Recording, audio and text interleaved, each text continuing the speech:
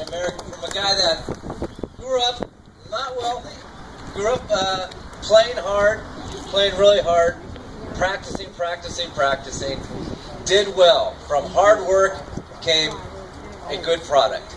And that's what America is all about, that if you work hard, you do well, you'll get rewarded.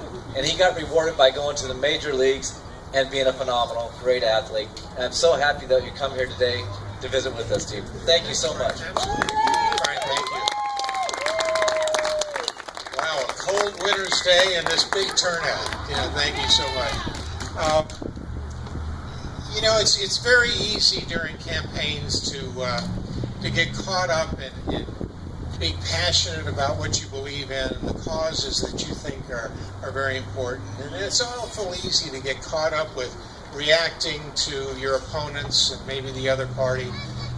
But the one thing I've admired about Brian through the years, and we're neighbors in the Coachella Valley in this Riverside County, and our kids have gone to the same schools, and we know each other, and we're neighbors, so to speak, of you.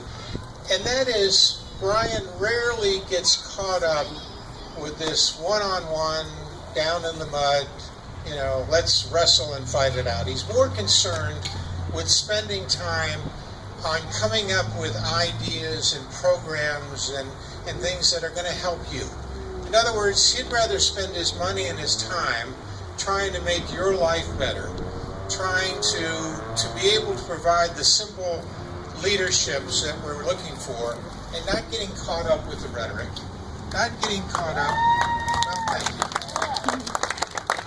but spending the time to be able to say to you, I want to give you 100%. I want to be the man that you expect me to be. I do have the family that is the family I always dreamed of, that supports me and understands there are times where I'm going to have to be gone because I'm doing something that's going to be for the greater good of the people I represent. So we're in the stretch run right now. Races are not easy. Politics, most of the time. And why do you want to do this again? But it's what our country is all about. It's about the foundation of democracy. It's the foundation of God putting us on this earth and giving us free will and choice.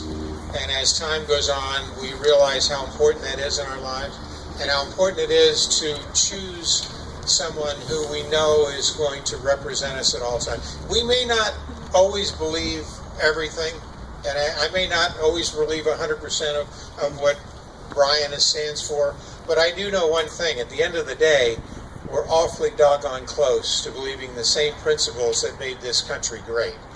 And that's freedom. It's expecting our government to deliver for us. It's expecting, really, a point counterpoint. It's expecting the people that we represent, you, the citizens of this area, Great County, to give back, to give Brian ideas, to give the party ideas, to be able to say, hey, this is what we really need. I have a voice. I want you to hear it. And this man will listen. And I think that's the most important thing. As parents, we tell our kids, just listen. You don't get it yet, And I think the biggest problem we have in this country now is that leadership, maybe a little bit left of center, hasn't listened to us. They haven't got it. That we expect what you say you're going to do to at least spend your time endlessly from dawn to dusk in trying to accomplish that. So for all you, it's a stretch run now. This man is working tirelessly along with his team, and I know the wonderful Republican Party. And we want you to turn out the vote. We want you to tell a friend, to tell a family member. We want you to tell anyone that you can actually have listened. And us guys, we realize that our wives don't listen sometimes. We're just here to serve, right? Girls, we're here just to serve you girls, right? That lady, she's applauding that right there. I'm a guy with 5 daughters and a wife and 2 female dogs. So like I said, God bless all of you. It's great to be with you today. Turn out the vote on Tuesday. And the best. Yes. Speaking I thought I of was tall. no, speaking of strong women, though, you got to, if you wouldn't mind, Steve, take a minute or two. One of the favorite stories I've heard him tell was his mother, the influence that his mother had in his life, and how she basically placed him into Major League Baseball in a better condition than he would have been without his mom. Please tell us a story how you got started. Just quickly, but it epitomizes the old saying that behind every great man is a woman that has pushed him to greater heights. But when I was negotiating my first contract, professional contract with the Dodgers, and a man by the name of Guy Wellman, a wonderful scout out of the Midwest, and after a wonderful dinner and an hour and a half, now you know, good negotiators are listeners, right? He asked us questions and he found out about the Garvey family, and Dad was a Greyhound bus driver and Mom was a secretary, and I was an only child. Isn't that amazing? And God's little joke, I was an only child and I had 5 daughters. You know, and I was with 25 guys every day for 20 years as a baseball player. But we sat down after dinner, and Guy, who negotiated all the top contracts, offered us, $12,000 and then $15,000. You got to remember, this is a long time ago, 1968. That's meal money now for a week for the guys. But and he's looking at my dad, and my dad was the greatest Greyhound bus driver in the world, but he didn't negotiate very much. But he knew the year before, a first-round draft choice had gotten $25,000. So at $18,000, Mr. Wellman said, "Well, I can't go any higher. I've got to call L.A. Mr. Campanis, the GM." So he said, "Can I use the phone?" We said, "Yes." We had one phone back then. It was in the bedroom. There was no push buttons, no hold buttons. It was a rotary dial. Remember that? It's a mature crowd here. All right, my people. So he came back 10 minutes later and he said, "Well, I talked to Mr. Campanis and he really likes you. And he was a football player too. I played football at Michigan State. And he was able to get money from another budget."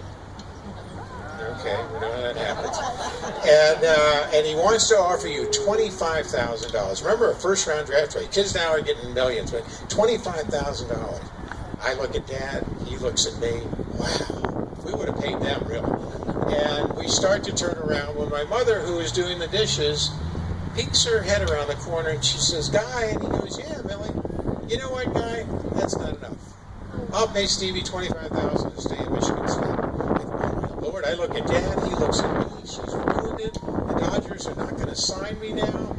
And, well, what do you do as a negotiator? You suddenly realize that you're talking to the wrong people. Right? So Guy gets up, and Mom was to later say he came into the kitchen, picked up a towel, started drying the dishes, and he said, "Now, Millie."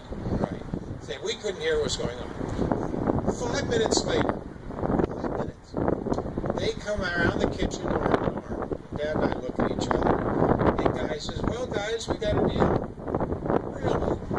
"Yep, we're going to give you $40,000, a new car, and the rest of your education." So that's why I know that we guys are just here to serve. And I wish Mom would have been my agent, years after that. But it's a simple story, though, of a close-knit family, a family that believed in the great principles of this country, and I think that's what we care about. We care about somebody who believes the same thing we do. Thanks for being with me. Thank you, Steve. One of the best players in Major League Baseball history. A great guy, great American, great Republican. I cannot thank him enough for coming out. Make sure you say hello for him before he goes. He's got to head out, but get a ball sign or